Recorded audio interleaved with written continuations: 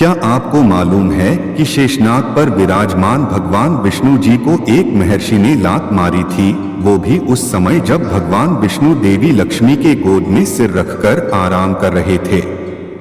मगर ऐसा क्या हुआ कि महर्षि को ऐसा कदम उठाना पड़ा और महर्षि द्वारा भगवान विष्णु को लात मारने के बाद भगवान विष्णु ने महर्षि के साथ क्या किया, जानेंगे इस वीडियो में।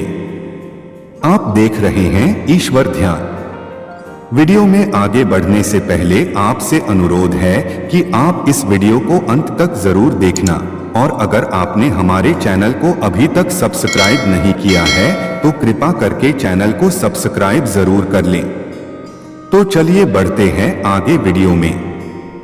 धर्म ग्रंथों के अनुसार महर्षि भृगु ब्रह्मा जी के मानस पुत्र हैं। उनकी पत्नी का नाम ख्याति था जो दक्ष की पुत्री है। महर्षि भृगु सप्तर्षि मंडल के एक ऋषि है। सावन और भाद्रपद में वे भगवान सूर्य के रथ पर सवार रहते हैं। एक बार जब सभी ऋषि मुनि सरस्वती नदी के किनारे बैठकर इस बात पर विचार विमर्श कर रहे थे कि ब्रह्मा विष्णु और महेश में से सबसे श्रेष्ठ कौन है। कुछ ऋषि मुनियों ने ब्रह्मा जी का नाम लिया, कुछ ने विष्णु जी का तो कुछ ने भगवान शिव का। काफी बहस होने के बाद सभी ऋषि मुनि किसी एक नाम पर नहीं आ पाए, जिसके बाद उन्होंने त्रिदेवों की परीक्षा लेने का तय किया।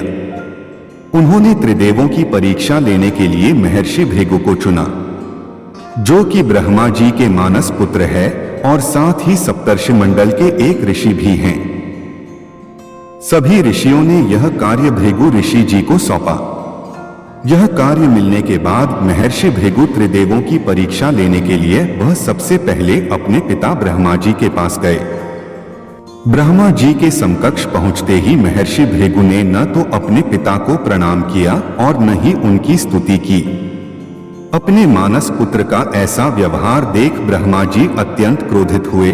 उनका चेहरा गुस्से में एकदम लाल हो गया। मगर जिसने उनके साथ ये दुर्व्यवहार किया था वो उनका मानस पुत्र था, जिसके कारण उन्होंने अपने गुस्से को दबा लिया और महर्षि भृगु को कुछ नहीं कहा। इसके बाद महर्षि भृगु भगवान शिव से मिलने कैलाश पहुंचे और जैसे ही भगवान शिव ने महर्षि भृगु को आते देखा वैसे ही वह अपने आसन से खड़े हुए और उन्होंने महर्षि भृगु का आलिंगन करने के लिए अपनी बाहें फैला दी। मगर इसके जवाब में महर्षि भृगु ने कुछ ऐसा किया जिससे भगवान शिव को गुस्सा आना तय था। जब भगवान शिव महर्षि भृगु का आलिंगन करने हेतु खड़े हुए वैसे ही महर्षि भृगु ने उनका आलिंगन अस्वीकार करते हुए ये कहा कि हे महादेव, आप हमेशा धर्म के विरुद्ध चलते हैं और दुष्टों को वरदान देते हैं जिससे संसार का अहित होता है। इसी कारण मैं आपका आलिंगन स्वीकार नहीं कर सकता।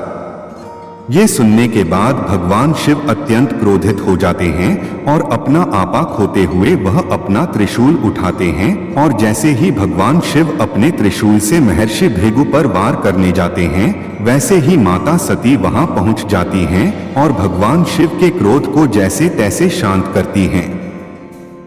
इसके बाद महर्षि भृगु भगवान विष्णु से मिलने वैकुंठ जाते हैं, जहां भगवान विष्णु देवी लक्ष्मी की गोद में सिर रखकर विश्राम कर रहे होते हैं और उसी समय महर्षि भृगु भगवान विष्णु की छाती पर लात मारते हैं।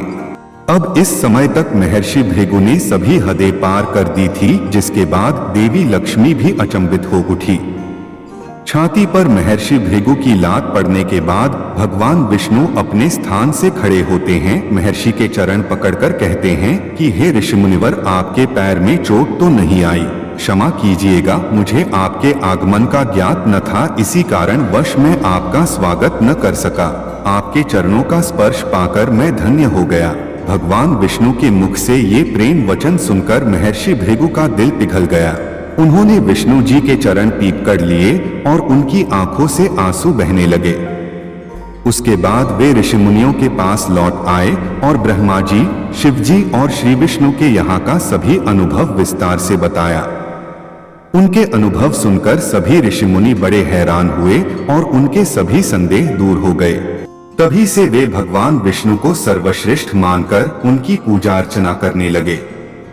वास्तव में उन ऋषि मुनियों ने अपने लिए नहीं बल्कि मनुष्यों के संदेहों को मिटाने के लिए ही ऐसी लीला रची थी। तो यह थी जानकारी महर्षि भृगु ने भगवान विष्णु जी की छाती में लात क्यों मारी थी के बारे में। यह वीडियो आपको कैसी लगी कृपा करके कमेंट बॉक्स में जरूर बताना।